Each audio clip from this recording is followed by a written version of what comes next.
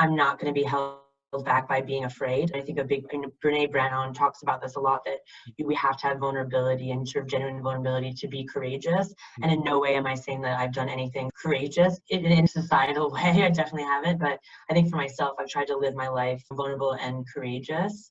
And I think a big part of that is also no one really sees the in-between steps between the transitions. They just see the big transition. So I think it's important to talk about that and be open about those advantages that we've had and advice that have been given. For me, a lot of this has to do with having really great mentors. Coming out of boarding school, I went to Loomis Chaffee School, and coming out of my senior year there, I'd had that fabulous opportunity of taking hands-on scientific classes. And one of the best pieces of advice that my professor at the time gave me, Simon Holdaway, was, and the rest of the class as well, is you have an advantage.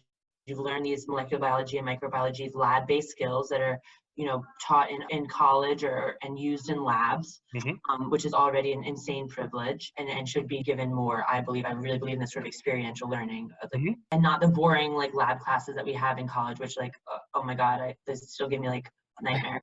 So boring, so bad. But is that he said you have this advantage and you can do two things with it. You can kind of squander it, or you can keep building upon it. And he's only going to build upon it if you keep doing it.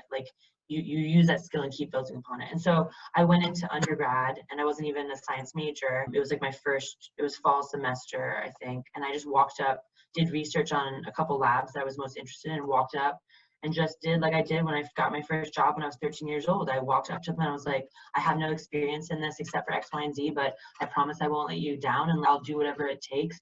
I have to clean dishes for the first semester and shadow a grad student or one of your postdocs, then I'll do that. I'll do whatever it takes. I'm here to learn, and I'm a fast learner, And I think just staying reliable and just saying yes to a lot of situations and opportunities, and then trying to deliver my best, I think made a huge transition.